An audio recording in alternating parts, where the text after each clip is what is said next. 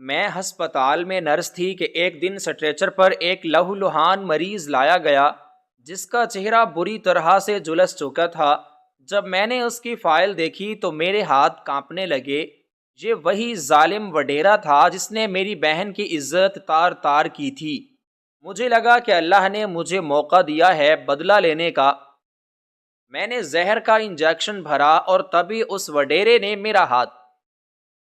رات کا پچھلا پہر تھا اور ہسپتال کی راہداریوں میں ایک عجیب سی ویرانی اور خاموشی چھائی ہوئی تھی۔ یہ وہ وقت ہوتا ہے جب زندگی اور موت کی کشمکش میں مبتلا مریضوں کی سانس بھی مدھم پڑنے لگتی ہے اور وارڈ میں موجود مشینوں کی بیپ بیپ کی آوازیں سناٹے کا سینہ چیرتی ہوئی محسوس ہوتی ہیں۔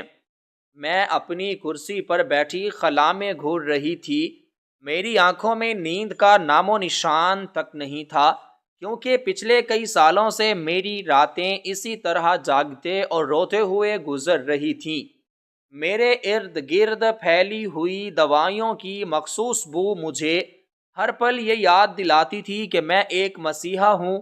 میرا کام لوگوں کی جان بچانا ہے، ان کے زخموں پر مرہم رکھنا ہے، مگر میرے اپنے سینے میں جو زخم ناسور بن چکا تھا اس کا علاج کسی دوائی، کسی مرہم اور کسی ڈاکٹر کے پاس نہیں تھا۔ میری زندگی کا مقصد اب صرف اور صرف سانس لینا اور ڈیوٹی کرنا رہ گیا تھا، مگر میرے اندر کا انسان بہت پہلے مر چکا تھا۔ یہ آج سے 3 سال پہلے کی بات ہے جب ہماری ہستی بستی دنیا اجڑ گئی تھی۔ میری چھوٹی بہن جو ہمارے گھر کی رونق تھی، اس کی معصوم ہنسی آج بھی میرے کانوں میں گونجتی ہے۔ وہ کالج سے واپس آ رہی تھی جب علاقے کے سب سے طاقتور اور ظالم وڈیرے سردار جہانگیر خان کی نظر اس پر پڑ گئی۔ وہ درندہ صفت انسان اپنی طاقت کے نشے میں اس قدر اندھا ہو چکا تھا کہ اسے عزت اور ذلت میں کوئی فرق محسوس نہیں ہوتا تھا۔ اس نے سر عام میری بہن کو اغوا کیا اور اپنے ساتھ لے گیا، اور کچھ دنوں بعد خبر آئی کہ میری بہن اب اس دنیا میں نہیں رہی۔ میری ماں تو اسی صدمے سے پاگل ہو گئی اور باپ نے انصاف کے لیے ہر دروازہ کھٹکھٹایا، مگر اس ظالم وڈیرے کی دولت اور اثر و رسوخ کے آگے قانون اندھا ہو گیا۔ پولیس نے رپورٹ درج کرنے سے انکار کر دیا، گواہوں نے گواہی دینے سے انکار کر دیا، اور الٹا ہمیں دھمکیاں ملنے لگیں کہ اگر ہم خاموش نہ ہوئے تو پورے خاندان کو ختم کر دیا جائے گا۔ ہم بے بس تھے، لاچار تھے اور کمزور تھے، اس لیے ہم نے اپنی زبانوں پر تالے لگا لیے اور اپنے آنسوؤں کو پی لیا، مگر میرے دل میں جلنے والی انتقام کی آگ کبھی ٹھنڈی نہیں ہوئی۔ میں روز اللہ سے دعا کرتی تھی کہ یا تو مجھے موت دے دے یا مجھے انصاف دے دے۔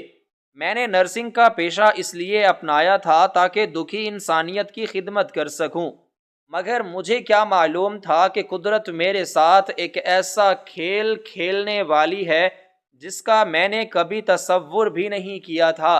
اچانک ایمرجنسی وارڈ کے دروازے کے باہر ایمبولینس کے سائرن کی تیز آواز نے مجھے خیالات کی دنیا سے باہر کھینچ لیا۔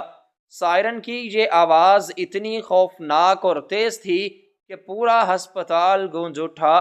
وارڈ میں موجود عملے میں ہلچل مچ گئی۔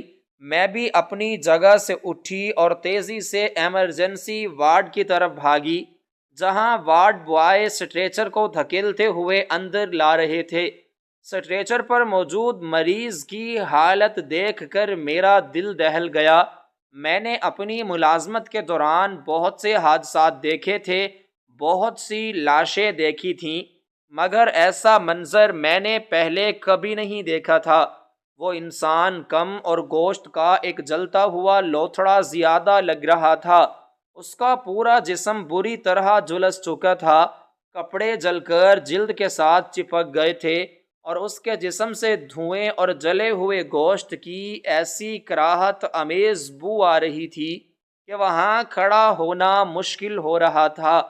ڈاکٹروں نے فوراً اسے گھیر لیا اور ابتدائی طبی امداد دینے کی کوشش کرنے لگے۔ میں بھی ان کے ساتھ شامل ہو گئی اور مشینی انداز میں اپنا کام کاج کرنے لگی۔ اس کے چہرے کی جلد اتنی بری طرح جل چکی تھی کہ پہچاننا ناممکن تھا کہ یہ کون ہے، مرد ہے یا عورت، جوان ہے یا بوڑھا، بس ایک زندہ لاش تھی جو آخری سانسیں لے رہی تھی۔ ڈاکٹر نے مجھے ہدایت دی کہ اس کی فائل تیار کرو اور اس کے لواحقین کا پتہ کرو۔ میں نے سر ہلایا اور سٹریچر کے ساتھ لٹکی ہوئی وہ فائل اٹھا لی جو ایمبولینس کا عملہ اپنے ساتھ لایا تھا۔ اس فائل میں پولیس کی رپورٹ اور مریض کی شناخت درج تھی۔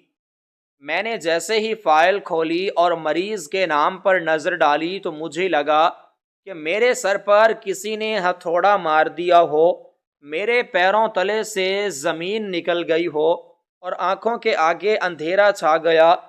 فائل پر لکھا نام میرے دل کی دھڑکنیں روکنے کے لیے کافی تھا۔ وہاں لکھا تھا سردار جہانگیر خان ولد سردار بہادر خان۔ یہ نام پڑھتے ہی میرے ہاتھوں سے فائل چھوٹ کر گرتے گرتے بچی۔ یہ وہی نام تھا جس نے میری زندگی برباد کی تھی۔ یہ وہی درندہ تھا جس کی وجہ سے میری بہن مٹی کے ڈھیر میں سو گئی تھی۔ یہ وہی ظالم تھا جس کے کہے میری سماعتوں میں زہر گھولتے تھے۔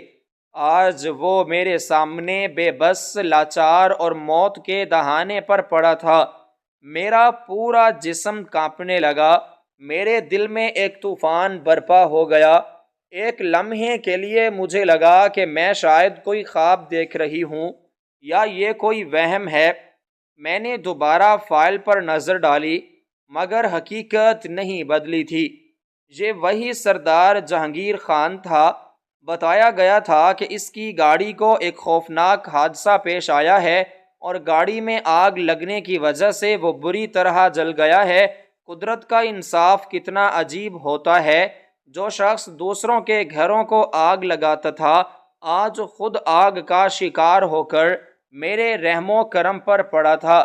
ڈاکٹر اسے ICU میں شفٹ کرنے کا کہہ رہے تھے اور اتفاق سے ICU میں میری ہی ڈیوٹی تھی۔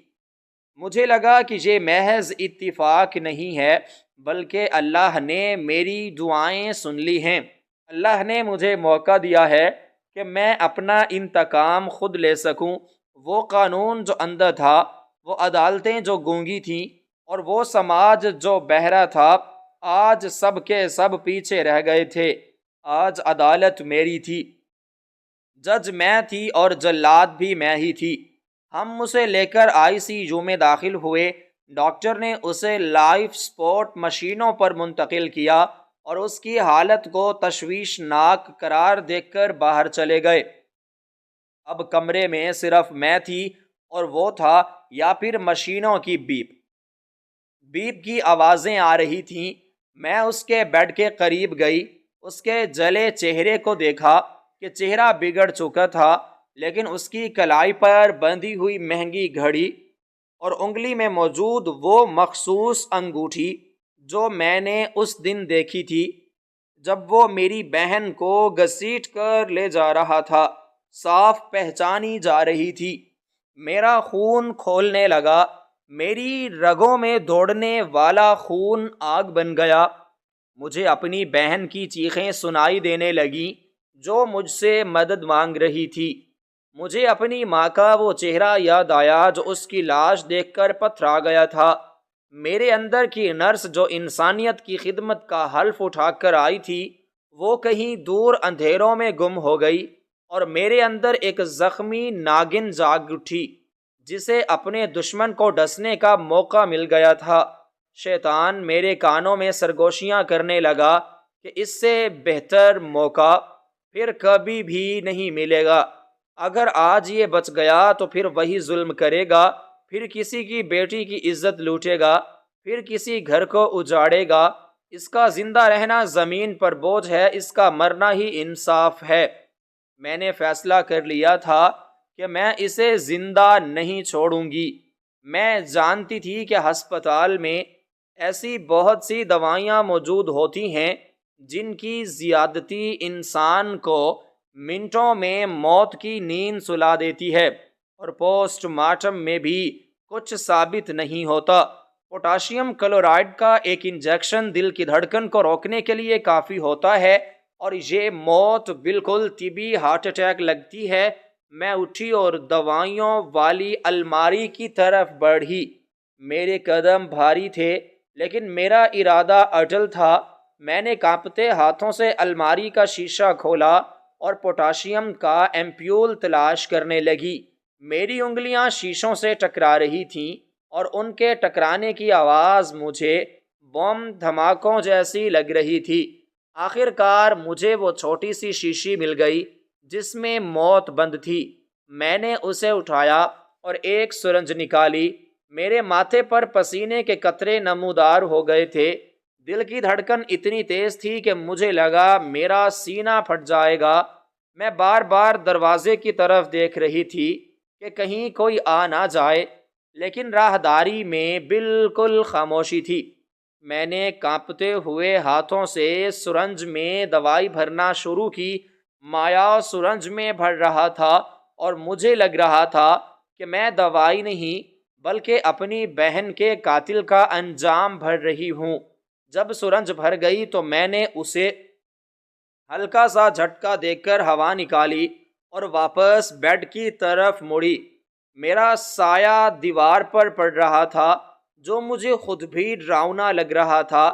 میں آہستہ آہستہ اس کے قریب پہنچی۔ وہ بے ہوش تھا یا شاید نیم بے ہوشی کے عالم میں تھا۔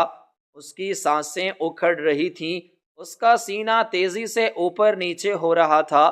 مجھے اس پر ذرا بھی ترس نہیں آیا۔ مجھے سکون محسوس ہوا کہ اب یہ تڑپ ختم ہونے والی ہے۔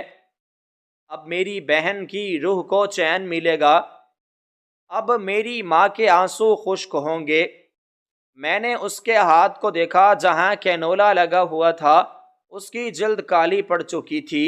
میں نے ایک گہری سانس لی اور اپنے آپ کو یقین دلایا کہ میں جو کرنے جا رہی ہوں وہ گناہ نہیں بلکہ انصاف ہے۔ میں نے اللہ سے دل ہی دل میں معافی مانگی اور پھر ایک عزم کے ساتھ آگے بڑھی۔ میری نظریں اس کی بند آنکھوں پر جمی ہوئی تھیں۔ میں دیکھنا چاہتی تھی کہ جب موت اس کے جسم میں اترے گی تو اس کی آنکھوں میں کیسا خوف ہوگا۔ میں نے اس کا بازو سیدھا کیا اور کینولا کا پوٹ کھولا۔ میرے ہاتھ اب بھی لرز رہے تھے لیکن انتقام کا جذبہ خوف پر حاوی ہو چکا تھا۔ میں نے سرنج کی نوک کینولا کے سراغ پر رکھی۔ میری سانسیں رک گئی تھیں۔ کمرے کا درجہ حرارت کم ہونے کے باوجود مجھے گرمی محسوس ہو رہی تھی۔ وقت جیسے تھم گیا تھا۔ یہ چند سیکنڈز میری زندگی کے سب سے طویل سیکنڈز تھے۔ میں نے انگلی سرنج کے پسٹن پر رکھی اور دھیرے دھیرے دبانے کا ارادہ کیا ہی تھا کہ اچانک مجھے لگا کہ کمرے میں کوئی اور بھی ہے۔ میں نے چونک کر ادھر ادھر دیکھا مگر وہاں کوئی نہیں تھا۔ شاید یہ میرا وہم تھا یا میری بہن کی روح جو یہ منظر دیکھنے آئی تھی۔ میں نے دوبارہ اپنی توجہ مریض پر مرکوز کی۔ اس کی حالت بگڑتی جا رہی تھی۔ مانیٹر پر لکیریں تیزی سے اوپر نیچے ہو رہی تھیں۔ مجھے جلدی کرنا تھی اس سے پہلے کہ ڈاکٹر آ جائیں یا یہ خود مر جائے۔ مجھے اسے اپنے ہاتھوں سے مارنا تھا تاکہ مجھے تسلی رہے کہ میں نے بدلہ لیا ہے۔ میں نے ایک بار پھر بسم اللہ پڑھی، حالانکہ میں جانتی تھی کہ میں ایک جان لینے جا رہی ہوں، مگر میرے نزدیک یہ ایک نیکی کا کام تھا۔ میں نے سرنج کو مضبوطی سے تھاما اور اس کی رگ میں زہر اتارنے کے لیے اس کی طرف سوئی بڑھائی۔ میرے ہاتھ میں پکڑی ہوئی سرنج کی نوک ابھی اس کینولا کی ربڑ تک پہنچی ہی تھی کہ ایک ایسا واقعہ پیش آیا جس نے میرے وجود کو ہلا کر رکھ دیا۔ وہ ہاتھ جو اب تک مردہ اور بے جان لگ رہا تھا، جس کے بارے میں مجھے یقین تھا کہ اس میں ہلنے کی بھی سکت نہیں ہے، اچانک بجلی کی سی تیزی سے اٹھا اور اس نے میری کلائی کو ایک آہنی گرفت میں جکڑ لیا۔ یہ سب کچھ اتنی جلدی اور اتنی غیر متوقع طور پر ہوا کہ میرے حلق سے ایک دبی ہوئی چیخ نکلتے نکلتے رہ گئی۔ میرے دل کی دھڑکن جو پہلے ہی تیز تھی اب بے ترتیب ہو گئی تھی۔ مجھے لگا جیسے کسی نے میرے سینے پر بھاری پتھر رکھ دیا ہو۔ میں خوف اور حیرت کے ملے جلے جذبات کے ساتھ اس ہاتھ کو دیکھنے لگی جس نے مجھے تھام رکھا تھا۔ وہ ہاتھ بری طرح جلسا ہوا تھا، اس کی جلد اکھڑی ہوئی تھی اور جگہ جگہ سے خون رس رہا تھا، مگر اس کی گرفت میں جو طاقت تھی وہ کسی مرتے ہوئے انسان کی نہیں لگ رہی تھی، بلکہ ایسا لگ رہا تھا جیسے کوئی ڈوبتا ہوا انسان آخری سہارے کو پکڑتا ہے۔ میرے ذہن میں پہلا خیال یہی آیا کہ شاید دوائی کے اثر یا درد کی شدت کی وجہ سے اس کے جسم میں جھٹکا لگا ہے اور یہ غیر ارادی طور پر ہوا ہے۔ میں نے کوشش کی کہ اپنا ہاتھ چھڑوا لوں، مگر اس کی انگلیاں میری کلائی میں گڑی ہوئی تھیں اور وہ مجھے چھوڑنے کو تیار نہیں تھا۔ اس لمحے مجھے اس سے شدید گھن آئی۔ یہ وہی ہاتھ تھے جنہوں نے میری بہن کو چھوا تھا، یہ وہی ہاتھ تھے جو گناہوں سے آلودہ تھے اور آج یہ میرے پاک وجود کو چھو رہے تھے۔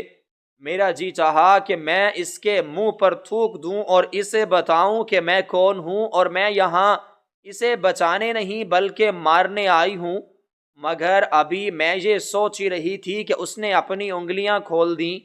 وہ آنکھیں جو سوجی ہوئی تھیں اور جن کے گرد سیاہ ہلکے پڑ چکے تھے وہ اب کھلیں تو ان میں موجود وہ وحشت اور درندگی نظر نہیں آئی جس کی مجھے توقع تھی۔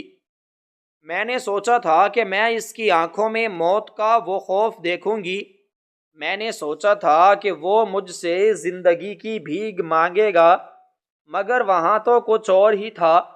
اس کی آنکھوں میں ایک عجیب سی چمک تھی، ایک ایسی نمی تھی جو درد کی نہیں بلکہ شاید پچھتاوے کی تھی یا شاید سکون کی تھی۔ وہ مجھے اس طرح دیکھ رہا تھا جیسے وہ مجھے برسوں سے جانتا ہو، جیسے وہ میرا ہی انتظار کر رہا ہو۔ اس کی نظروں میں ایک ایسی شناسائی تھی جس نے مجھے اندر تک کنفیوز کر دیا۔ میں ایک نرس تھی اور میں نے ہزاروں مریض دیکھے تھے، مگر کسی قاتل کی آنکھوں میں میں نے ایسا تاثر کبھی نہیں دیکھا تھا۔ اس نے اپنے خشک اور پھٹے ہوئے ہونٹوں کو حرکت دی جیسے وہ کچھ کہنا چاہتا ہو۔ میں سانس روکے کھڑی تھی کہ شاید یہ مجھے پہچان گیا ہے، شاید یہ ابھی چلائے گا اور سب کو اکٹھا کر لے گا کہ یہ نرس مجھے مارنے آئی ہے، لیکن اس کے منہ سے جو الفاظ نکلے وہ اتنے مدھم اور ٹوٹے پھوٹے تھے کہ مجھے انہیں سمجھنے کے لیے اپنے کان اس کے چہرے کے قریب کرنے پڑے۔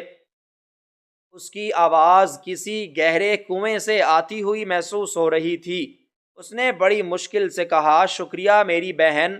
یہ الفاظ میرے کانوں میں پگھلے ہوئے شیشے کی طرح اترے۔ میں سن ہو گئی۔ مجھے لگا شاید میں نے غلط سنا ہے یا میرا وہم ہے۔ یہ ظالم وڈیرا مجھے بہن کیوں کہے گا؟ وہ تو عورتوں کی عزت کو جوتی کی نوک پر رکھنے والا انسان ہے۔ وہ فرعون ہے جس کے نزدیک انسانی رشتوں کی کوئی اہمیت نہیں۔ پھر یہ بہن کا لفظ اس کی زبان پر کیسے آیا؟ اور شکریہ کس بات کا؟ کیا اسے معلوم ہو گیا ہے کہ میں اسے مار کر اس کے عذاب کو ختم کرنے والی ہوں، یا وہ کسی اور دنیا میں ہے جہاں وہ اپنے گناہوں کی معافی مانگ رہا ہے؟ میرا دماغ سوالوں کی آماجگاہ بن گیا تھا۔ میں نے غصے اور نفرت سے اس کی آنکھوں میں دیکھا اور چاہا کہ چیخ کر کہوں کہ میں تمہاری بہن نہیں ہوں، میں اس ظالم لڑکی کی بہن ہوں جسے تم نے نوچ کھایا تھا، مگر میری آواز میرے گلے میں ہی گھٹ کر رہ گئی، کیونکہ اس کی حالت دیکھ کر میرے اندر کا انسان ایک پل کے لیے لرز گیا تھا۔ اس نے میری کلائی پر اپنی گرفت تھوڑی ڈھیلی کی، لیکن میرا ہاتھ چھوڑا نہیں۔ بلکہ اس نے اپنے دوسرے ہاتھ کو جو اس کے سینے پر پڑا تھا بڑی مشکل سے اٹھایا۔ وہ ہاتھ کانپ رہا تھا اور مٹھی بند تھی۔ اس نے وہ کانپتی ہوئی بند مٹھی میرے ہاتھ کی طرف بڑھائی جیسے وہ مجھے کچھ دینا چاہتا ہو۔ میں ڈر گئی کہ کہیں اس کے ہاتھ میں کوئی بلیڈ یا کوئی ہتھیار نہ ہو، یا شاید یہ کوئی ایسی چیز ہو جو میرے خلاف ثبوت بن جائے۔ میں پیچھے ہٹنے کی کوشش کرنے لگی، مگر اس کی آنکھوں میں موجود التجا نے میرے قدم روک لیے۔ وہ بار بار اپنی بند مٹھی میری ہتھیلی پر رکھنے کی کوشش کر رہا تھا۔ اس کی سانسیں تیز ہو رہی تھیں اور مانیٹر پر اس کے دل کی دھڑکن کی لکیریں خطرے کی گھنٹی بجا رہی تھیں۔ مجھے سمجھ نہیں آ رہی تھی میں کیا کروں، کہ اگر میں نے اس کی بات نہ مانی تو شاید یہ یہیں دم توڑ دے گا یا شاید شور مچا دے گا۔ میں نے ڈرتے ڈرتے اپنی ہتھیلی اس کے آگے کر دی۔ اس نے اپنی کانپتی ہوئی انگلیوں کو کھولا اور ایک چیز میرے ہاتھ پر رکھ کر فوراً میرا ہاتھ اپنی دونوں ہتھیلیوں میں بھینچ لیا۔ مجھے اپنی ہتھیلی پر کچھ ٹھنڈے اور سخت دانوں کا لمس محسوس ہوا۔ یہ کوئی دھات یا پتھر نہیں تھا، بلکہ یہ کچھ اور تھا۔ میں نے گھبرا کر اپنا ہاتھ کھینچنے کی کوشش کی تو اس بار اس نے چھوڑ دیا، جیسے اس کا مقصد پورا ہو گیا ہو۔ میں نے جلدی سے اپنی مٹھی کھولی اور جو چیز میں نے دیکھی اس نے میرے ہوش اڑا دیے۔ میرے پیروں تلے سے زمین نکل گئی اور کمرے کی دیواریں مجھ پر گرنے لگیں۔ میری ہتھیلی پر ایک سبز رنگ کی تسبیح پڑی تھی۔ یہ کوئی عام تسبیح نہیں تھی، اس کے دانے فیروزے کے پتھر کے بنے ہوئے تھے اور اس میں امام چادی کا تھا۔ یہ وہی تسبیح تھی جو میری چھوٹی بہن کی سب سے عزیز چیز تھی۔ یہ تسبیح ہماری مرحوم دادی نے اسے دی تھی اور وہ اسے ہر وقت اپنے پاس رکھتی تھی۔ وہ کہتی تھی کہ یہ تسبیح اس کی حفاظت کرتی ہے۔ جس دن وہ اغوا ہوئی تھی اس دن بھی یہ تسبیح اس کے ہاتھ میں تھی، اور جب اس کی لاش ملی تھی تو یہ تسبیح غائب تھی۔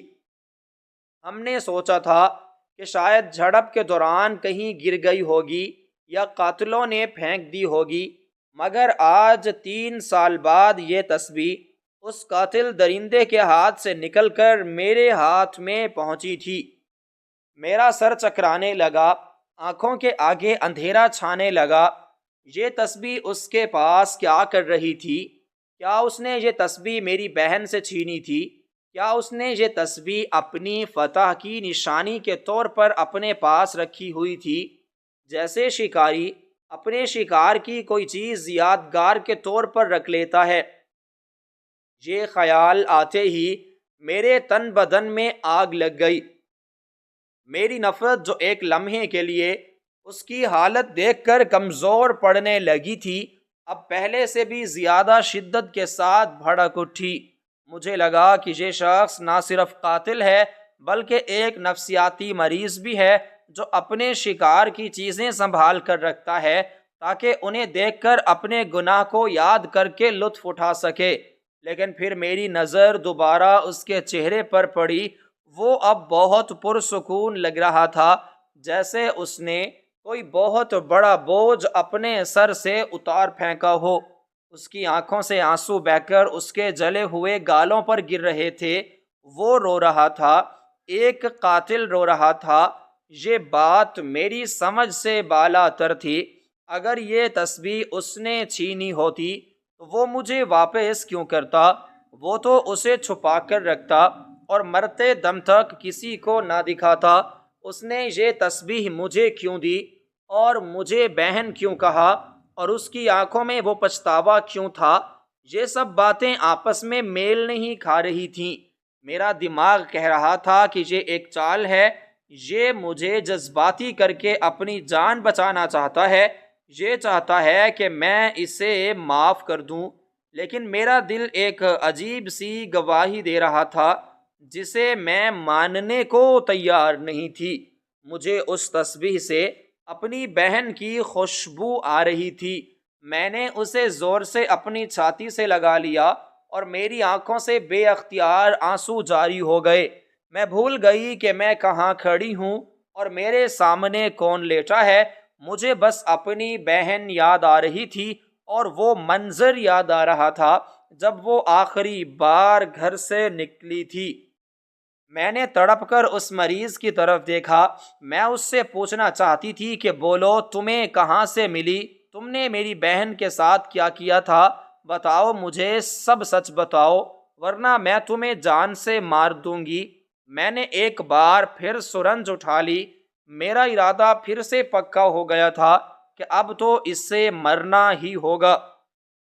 میری بہن کی آخری نشانی کو اپنے ناپاک ہاتھوں میں رکھ کر اس کی توہین کی ہے، لیکن وہ اب کچھ بول نہیں رہا تھا، بس ٹکٹکی باندھے مجھے دیکھے جا رہا تھا۔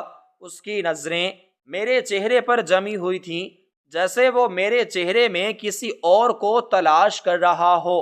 اس کی آنکھوں میں ایک عجیب سی چمک تھی، جیسے وہ مجھے پہچان رہا ہو، حالانکہ میں نے ماسک پہنا ہوا تھا اور سر پر سکارف تھا جس سے میرا آدھا چہرہ چھپا ہوا تھا۔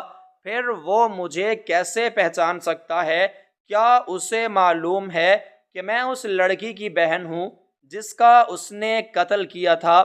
اگر اسے معلوم ہے تو اس نے شور کیوں نہیں مچایا؟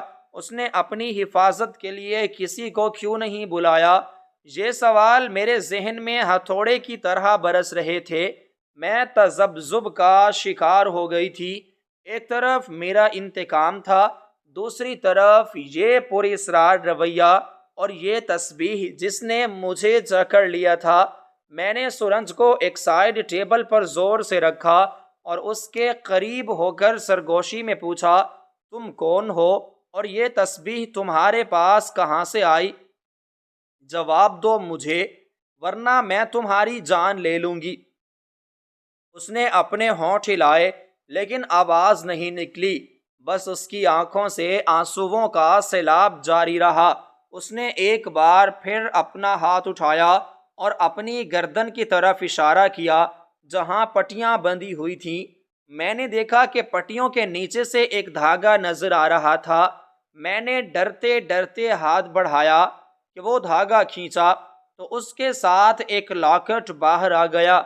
یہ ایک چھوٹا سا چاندی کا لاکٹ تھا جو خون اور کالک سے لتھڑا ہوا تھا۔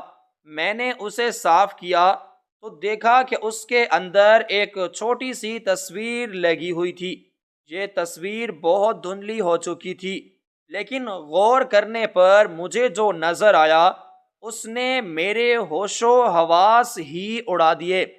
وہ تصویر میری اور میری بہن کی بچپن کی تصویر تھی جو ہمارے گھر کے البم سے غائب ہو چکی تھی، یا شاید میری بہن اپنے پرس میں رکھتی تھی۔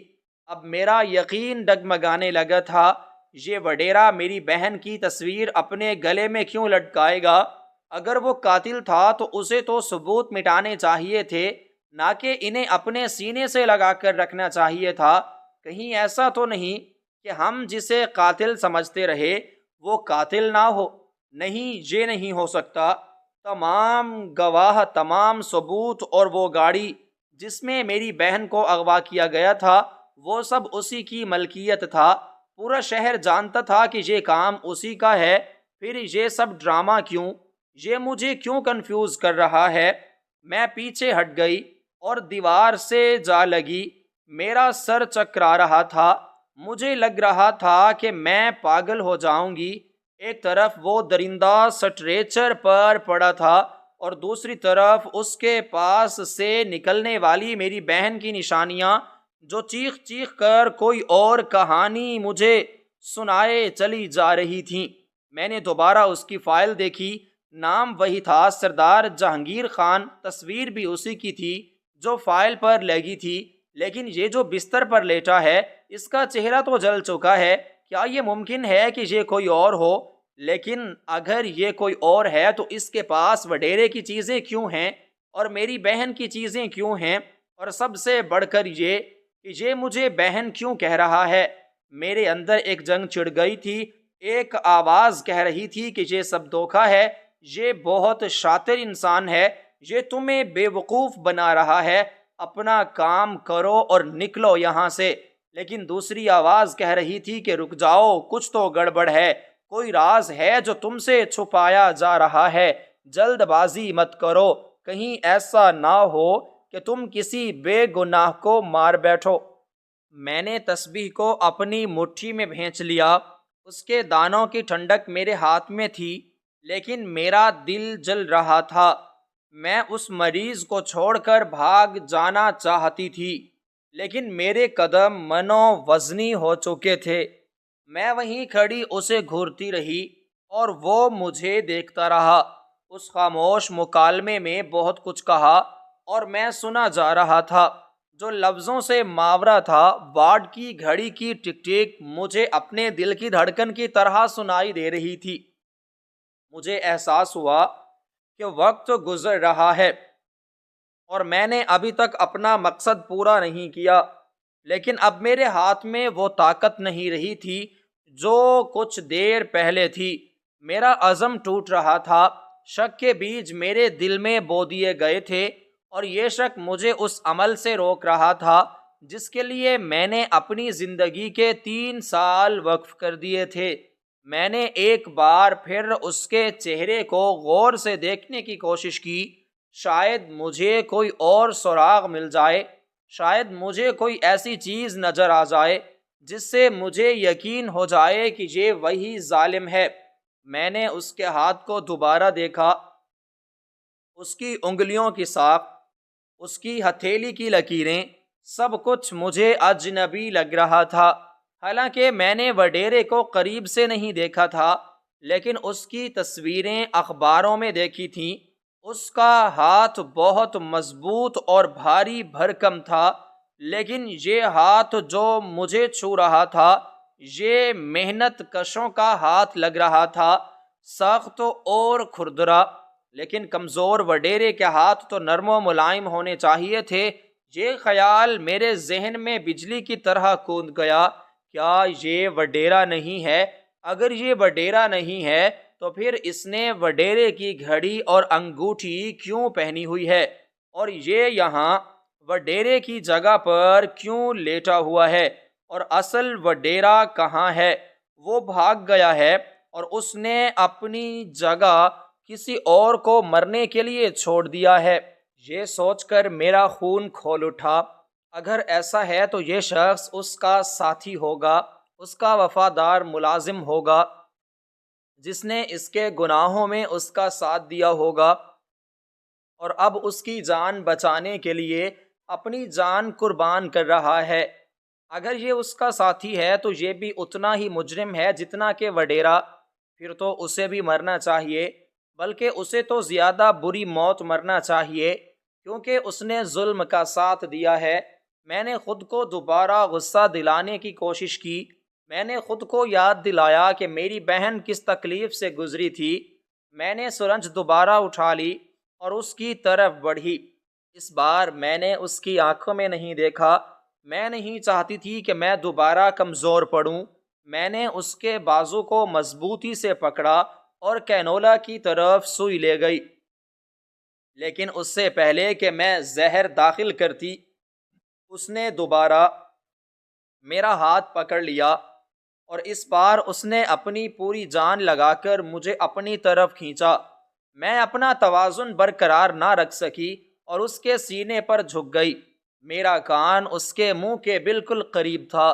اس نے کھڑکھڑاتی ہوئی آواز میں کچھ ایسا کہا جس نے میرے وجود کے پرخچے اڑا دیے۔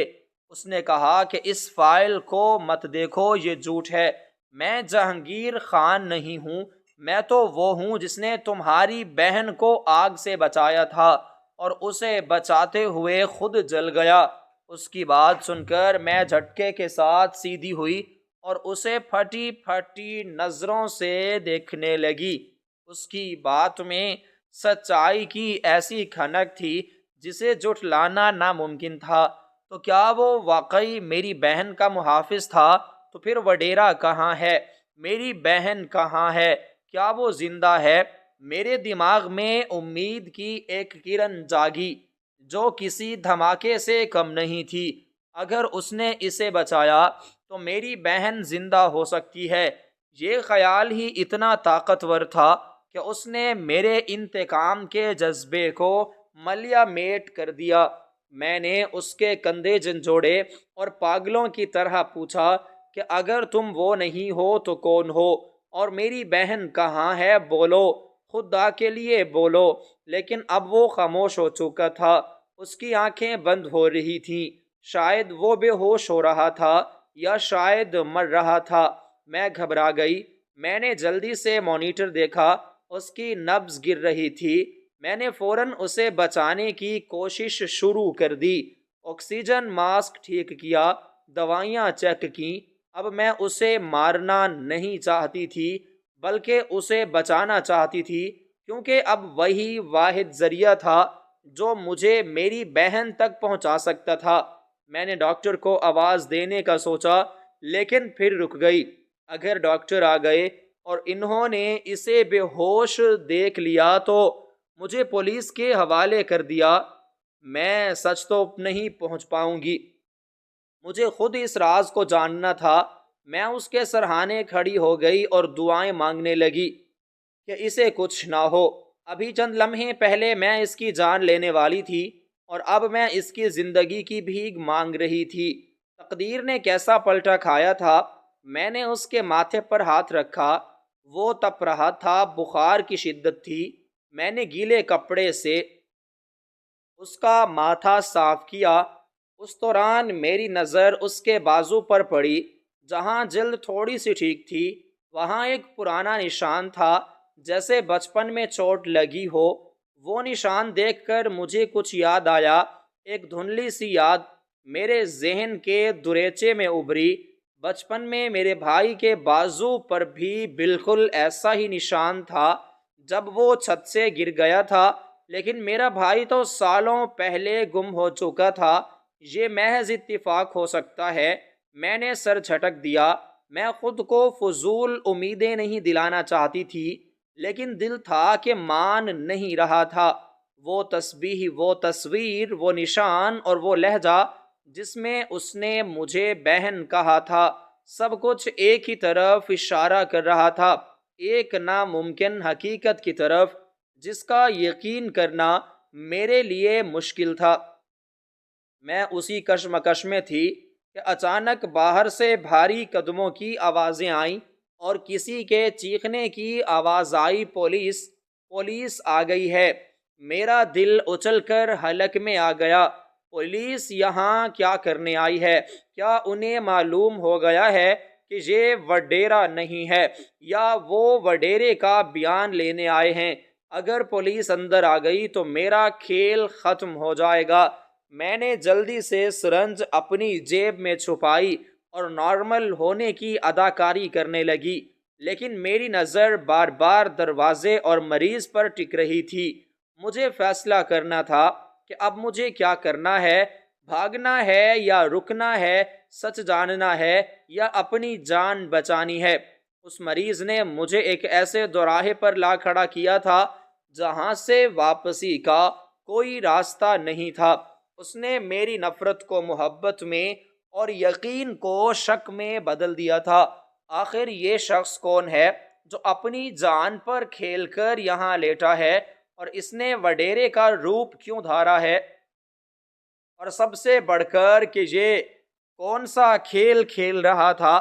دروازے کے دھڑام سے کھلنے کی آواز نے وارڈ میں موجود ہر ذی روح کو چونکا دیا تھا، اور میری نگاہیں خوف کے مارے دہلیز پر جم گئیں، جہاں پولیس کے بھاری بھرکم جوتوں کی آہٹ کے ساتھ ہسپتال کا عملہ اور تفتیشی افسر اندر داخل ہوئے۔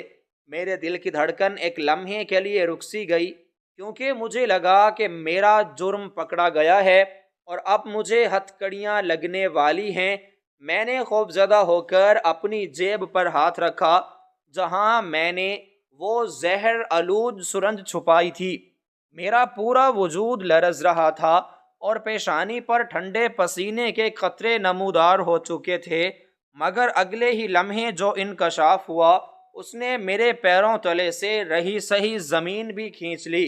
تفتیشی افسر نے ڈاکٹر کی طرف دیکھتے ہوئے بلند آواز میں کہا کہ ڈاکٹر صاحب اس مریض کی حفاظت سخت کر دیں، کیونکہ ہمیں بھی اطلاع ملی ہے کہ ہسپتال کی پارکنگ میں جلی ہوئی گاڑی کے اندر سے جس شخص کی لاش ملی ہے وہ کوئی اور نہیں بلکہ اس علاقے کا خوف کی علامت سمجھے جانے والا وڈیرا سردار جہانگیر خان ہے، جسے کسی نے بے دردی سے گاڑی سمیت زندہ جلا دیا ہے۔ اور یہ جو مریض آپ کے پاس سٹریچر پر لیٹا ہے یہ اس کا قاتل بھی ہو سکتا ہے اور اس کا شکار بھی، کیونکہ اس کے پاس سے ملنے والی اشیاء نے اس کی شناخت کو مشکوک بنا دیا ہے۔ یہ سنتے ہی میرے دماغ میں دھماکے ہونے لگے۔ اگر وڈیرا باہر مردہ حالت میں پایا گیا تو پھر یہ بستر پر لیٹا ہوا شخص کون ہے جس نے وڈیرے کی گھڑی پہن رکھی تھی اور جس کی انگلی میں اس کی انگوٹھی تھی، اور سب سے بڑھ کر یہ کہ جس نے مجھے اپنی بہن پکارا تھا۔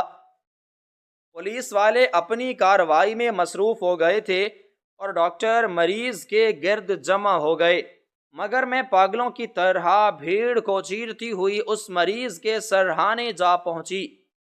اب مجھے اپنی جان کی کوئی پرواہ نہیں تھی، مجھے بس اس سوال کا جواب چاہیے تھا کہ یہ کون ہے۔ میں نے لرزتے ہاتھوں سے اس کے چہرے پر پڑی ہوئی آخری پٹی کو ہٹایا تو میرے منہ سے ایک بے آواز چیخ نکلی اور میں وہیں زمین پر بیٹھ گئی۔ وہ جھلسا ہوا چہرہ اب بھی پہچان میں نہیں آ رہا تھا، لیکن اس کی گردن کے پاس موجود وہ پیدائشی نشان اب صاف دکھائی دے رہا تھا جسے میں بچپن میں ہزاروں بار دیکھ چکی تھی۔ یہ کوئی اور نہیں بلکہ میرا اپنا سگا بھائی تھا، وہ میرا وہ حافظ جو سالوں پہلے ہمیں روتا بلکتا چھوڑ کر غائب ہو گیا تھا اور ہم اسے مردہ سمجھ کر اس کی غائبانہ نمازی جنازہ پڑھ چکے تھے۔ میرے آنسوؤں کا بند ٹوٹ گیا اور میں نے اس کے جلے ہوئے ہاتھوں کو اپنے چہرے سے لگا لیا۔ میرے بھائی نے اپنی نیم آنکھوں سے مجھے دیکھا اور اس کے ہونٹوں پر ایک فاتحانہ مسکراہٹ بکھر گئی۔ اس نے بڑی مشکل سے اپنا ہاتھ اٹھا کر میرے سر پر رکھا اور ٹوٹے ہوئے الفاظ میں کہا، گڑیا، میں نے اپنا وعدہ پورا کر دیا، میں نے اس درندے کو جہنم واصل کر دیا ہے۔ اس کی یہ بات سن کر مجھے اپنی کم ظرفی اور اپنی جلد بازی پر اتنا شدید غصہ آیا کہ جی چاہا خود کو ختم کر لوں۔ میں اپنے ہی مسیحا کو قاتل سمجھ کر مارنے چلی تھی۔ میں نے روتے ہوئے اس سے پوچھا کہ یہ سب کیا ہے، تم کہاں تھے اور وڈیرے کی چیزیں تمہارے پاس کیوں ہیں، اور ہماری بہن کا کیا ہوا؟ بھائی نے ایک گہری سانس لی جس کے ساتھ اس کے سینے سے خرخراہٹ کی آواز آئی۔ اس نے جو داستان سنائی وہ لرزاں خیز تھی۔ اس نے بتایا کہ وہ گھر سے اس لیے نہیں بھاگا تھا کہ وہ بزدل تھا، بلکہ وہ اس لیے گیا تھا تاکہ وہ اتنا مضبوط ہو سکے کہ اس وڈیرے کی آنکھوں میں آنکھیں ڈال کر بات کر سکے۔ وہ شہر جا کر وڈیرے کے دشمنوں سے ملا اور پھر بھیس بدل کر وڈیرے کا خاص ملازم بن گیا۔ وہ پچھلے 2 سالوں سے اس سانپ کی آستین میں رہ رہا تھا اور ہر روز اسے زہر اگلتے دیکھتا تھا۔ وہ موقع کی تلاش میں تھا کہ کب اسے اکیلا پا کر اس کا کام تمام کرے، لیکن پھر وہ منحوس دن آ گیا جب وڈیرے نے ہماری چھوٹی بہن کو اغوا کیا۔ بھائی نے بتایا کہ اس وقت وڈیرے کے ساتھ ہی تھا اور اسے معلوم تھا کہ اگر اس نے جذباتی ہو کر وہیں حملہ کر دیا تو وڈیرے کے مسلح گارڈز اسے اور بہن دونوں کو مار دیں گے۔ اس لیے اس نے صبر سے کام لیا اور وہ زہر کا گھونٹ پی گیا۔ اس نے وڈیرے کا اعتماد حاصل کیا اور اسے یقین دلایا کہ وہ بہن کو ایک محفوظ جگہ منتقل کر دے گا۔ وڈیرا اس کی وفاداری کے دھوکے میں آ گیا اور اس نے بہن کو بھائی کے حوالے کر دیا تاکہ وہ اسے پولیس کی نظروں سے بچا کر وڈیرے کے فارم ہاؤس لے جائے، لیکن بھائی نے راستے میں گاڑی کا رخ موڑ دیا۔ اس نے بہن کو ایک محفوظ مدرسے میں اپنی جاننے والی ایک خاتون کے پاس چھوڑا اور خود واپس وڈیرے کے پاس آ گیا تاکہ اس کا قصہ ہمیشہ کے لیے ختم کر سکے۔ یہ سن کر میری آنکھیں حیرت سے پھٹی کی پھٹی رہ گئیں۔ کیا میری بہن زندہ ہے؟ میرے منہ سے بے اختیار نکلا۔ بھائی نے اس بات میں سر ہلایا اور کہا، ہاں وہ زندہ ہے اور مکمل طور پر محفوظ ہے۔ میں نے اس کی موت کی جھوٹی افواہ اس لیے پھیلائی تھی تاکہ وڈیرا اور اس کے لوگ اس کا پیچھا کرنا ہمیشہ ہمیشہ کے لیے چھوڑ دیں اور تم لوگ بھی اس کی حفاظت کی فکر سے آزاد ہو جاؤ۔ وہ اس وقت دوسرے شہر میں ایک نئی شناخت کے ساتھ اپنی زندگی کو گزار رہی ہے۔ یہ انکشاف میرے لیے زندگی کی سب سے بڑی خوشخبری تھی۔ مجھے لگا کہ میں خوشی سے پاگل ہو جاؤں گی۔ میری بہن جسے میں مردہ سمجھ کر روز روتی تھی وہ زندہ تھی اور میرے بھائی کی بدولت محفوظ تھی۔ بھائی کی آواز اب مزید مدہم ہوتی جا رہی تھی۔ اس نے بتایا کہ بہن کو چھوڑنے کے بعد جب وہ واپس آیا تو اس نے وڈیرے کو بتایا کہ کام ہو، اور پھر اس نے وڈیرے کی گاڑی کے بریک فیل کر دیے اور اس کے ساتھ ڈرائیونگ سیٹ پر بیٹھ گیا۔ وہ جانتا تھا کہ یہ خودکش حملہ ہے، لیکن وہ اس ناسور کو جڑ سے اکھاڑنا چاہتا تھا۔ گاڑی جب کھائی میں گری تو اس میں آگ لگ گئی۔ بھائی نے ہمت کر کے گاڑی سے باہر نکلنے کی کوشش کی، لیکن وہ وڈیرا اندر ہی پھنس گیا۔ بھائی نے بتایا کہ اس نے مرتے ہوئے وڈیرے کی انگلی سے انگوٹھی اور کلائی سے گھڑی اس لیے اتاری تھی تاکہ اگر اس کی اپنی لاش مسخ ہو جائے تو ان چیزوں سے اس کی شناخت وڈیرے کے طور پر ہو اور دنیا سمجھے کہ سردار مر گیا ہے، اور اگر وہ بچ جائے تو یہ چیزیں ثبوت ہوں کہ وہ وڈیرے کے قریب ترین تھا۔ اس نے یہ سب اس لیے کیا تاکہ وڈیرے کے باقی ساتھی اسے اپنا آدمی سمجھیں اور اسے کوئی بھی کسی بھی قسم کا نقصان نہ پہنچائیں، لیکن قدرت کو تو کچھ اور ہی منظور تھا۔ وہ بری طرح جل گیا اور اسے ہسپتال لایا گیا، جبکہ وڈیرا گاڑی کے اندر ہی راکھ کا ڈھیر بن گیا۔ پولیس نے گاڑی کے نمبر سے وڈیرے کی شناخت کر لی اور اس طرح اصل راز کھل گیا۔ بھائی کی آنکھیں اب بند ہو رہی تھیں، اس کا جسم ٹھنڈا پڑ رہا تھا، لیکن اس کے چہرے پر ایک عجیب سا نور تھا۔ اس نے میرا ہاتھ دباتے ہوئے کہا کہ مجھے خوشی ہے کہ میرا آخری وقت تمہارے پاس گزرا۔ میں نے تمہیں زہر کا انجیکشن لاتے ہوئے دیکھ لیا تھا گڑیا، لیکن میں تمہیں قصوروار نہیں سمجھتا کیونکہ تم ایک درندے کو مارنا چاہتی تھی اور یہ تمہاری بہادری کا ثبوت ہے۔ مجھے معاف کر دینا کہ میں نے تمہیں روتے ہوئے چھوڑا، لیکن یہ ضروری تھا۔ اب تم سر اٹھا کر جینا، کیونکہ تمہارا بھائی بزدل نہیں تھا اور تمہاری بہن کا دامن بھی پاک ہے۔ اس نے کلمہ شہادت پڑھا اور اس کی گردن ایک طرف ڈھلک گئی۔ وارڈ میں مشینوں کی بیپ ایک لمبی لکیر میں تبدیل ہو گئی اور میرا بھائی ہمیشہ کے لیے خاموش ہو گیا۔ میں نے چیختے ہوئے کوشش کی، لیکن میری آواز نہیں نکلی، بس آنسو تھے جو رکنے کا نام ہی نہیں لے رہے تھے۔ میں نے اس کے سینے پر ہاتھ رکھ دیا اور پھوٹ پھوٹ کر رونے لگی۔ ہسپتال کا عملہ اور پولیس والے بھی یہ منظر دیکھ کر خاموش ہو گئے۔ انہیں سمجھ آ گئی تھی کہ یہ قانون کا نہیں بلکہ قدرت کا فیصلہ نافذ ہوا ہے۔ ایک بھائی نے اپنی بہن کی عزت اور حفاظت کے لیے اپنی جان کا نذرانہ پیش کر دیا تھا۔ وہ شخص جسے دنیا ایک مجرم یا مشکوک مریض سمجھ رہی تھی، وہ دراصل ایک عظیم ہیرو تھا جس نے خاموشی سے اپنا فرض نبھایا اور چلا گیا۔ اس رات میں نے بہت کچھ کھویا لیکن بہت کچھ پایا بھی۔ مجھے میرا بھائی واپس ملا ہے، چند لمحوں کے لیے ہی صحیح۔ مجھے میری بہن کی زندگی کی نوید ملی اور سب سے بڑھ کر مجھے یہ یقین ملا کہ اللہ کی لاٹھی بے آواز ہے، وہ ظالموں کو ایسی سزا دیتا ہے کہ وہ دنیا کے لیے عبرت کا نشان بن جاتے ہیں، اور مظلوموں کی مدد ایسے غیبی طریقوں سے کرتا ہے کہ انسانی عقل دنگ رہ جاتی ہے۔ میں نے اس کے چہرے کو چوم کر الوداع کہا اور دل ہی دل میں عہد کیا کہ اب میں روؤں گی نہیں، بلکہ اپنے بھائی کی قربانی کو رائیگاں نہیں جانے دوں گی۔ میں اپنی بہن کو ڈھونڈوں گی اور ہم دونوں مل کر اس معاشرے میں سر اٹھا کر جئیں گے جہاں میرے بھائی جیسے محافظ بھی موجود ہیں۔ میں نے اپنی جیب سے وہ زہر بھری سرنج نکالی اور اسے کوڑے دان میں پھینک دیا، کیونکہ اب مجھے کسی سے کوئی بدلہ لینے کی ضرورت نہیں تھی۔ میرا بدلہ اللہ نے لے لیا تھا اور انصاف کا بول بالا ہو چکا تھا، اور یہ تسبیح جو اب میرے ہاتھ میں ہے یہ مجھے ہمیشہ یاد دلاتی رہے گی کہ اللہ بہترین انصاف کرنے والا ہے۔